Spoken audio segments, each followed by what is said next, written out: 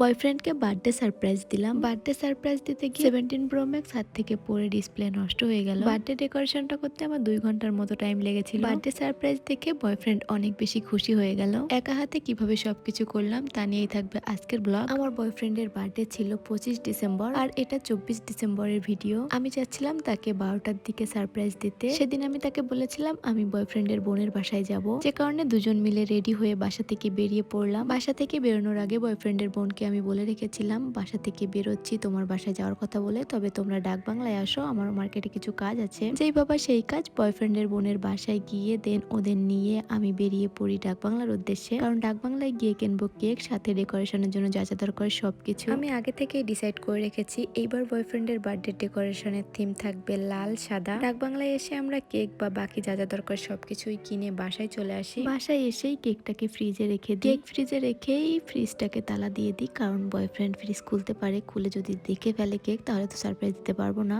যাই হোক, কেকটা ফ্রিজে রেখে রাতের জন্য রান্না করেছিলাম ভুনা খিচুড়ি, তাকে এটাও সারপ্রাইজ দিয়েছিলাম। রাতের রান্না শেষ করে আমি চলে আসি আমাদের গেস্ট রুমে। বেডরুমে ডেকোরেশন করলে আমি তাকে 12টার দিকে সারপ্রাইজ দিতে পারবো না, কারণ সে 10:30 নাগাদ বাসায় চলে আসবে। তাই আমি ভেবেছিলাম আমাদের গেস্ট রুমেই বার্থডে ডেকোরেশনটা করব, যাতে ও বুঝতে না পারে। কেক নিয়ে বাসায় আসার সময় যখন সিঁড়ি দিয়ে উপরে উঠছিলাম তখনই আমার হাত থেকে ফোনটা পড়ে যায় এবং পড়ে গিয়ে ডিসপ্লে নষ্ট হয়ে যায়। ডিসপ্লে বলতে গেইলাটা নষ্ট হয়ে যায়, যে কারণে আমার মনটা অনেক বেশি খারাপ। তারপরেও এখন মন খারাপ করে বসে থাকলে তাকে সারপ্রাইজ দিতে পারবো না, যেটা ভেবেই আমি বেলুন বা যা যা দরকার সবকিছু এখানে সুন্দর মতো ডেকোরেশন করে নিই। আমি কিছুদিন ধরেই প্ল্যান করে রেখেছিলাম এইবার বার্থডে থিম থাকবে লাল সাদা, আর এই তো এখানে আমি লাল সাদা দিয়ে বেশ সুন্দর করে ডেকোরেশন করে নিয়েছি। এই সাইডটাতে আমি তাকে হ্যাপি বার্থডে লিখে মোমবাতি জ্বালিয়ে সুন্দর মতো একটা সারপ্রাইজ দিতে চাই, যে কারণে আমি এখানে গাঁদা ফুল দিয়ে সুন্দর মতো হ্যাপি বার্থডে লিখে নিয়েছি। আর এই গাঁদা ফুলগুলি ছাড়াতে আমার অনেক বেশি টাইম লেগে গিয়েছে। গাঁদা ফুল কার কার প্রিয় বলো তো? হ্যাপি বার্থডে লেখার সময়ও আমার অনেক বেশি প্রবলেম হয়েছে,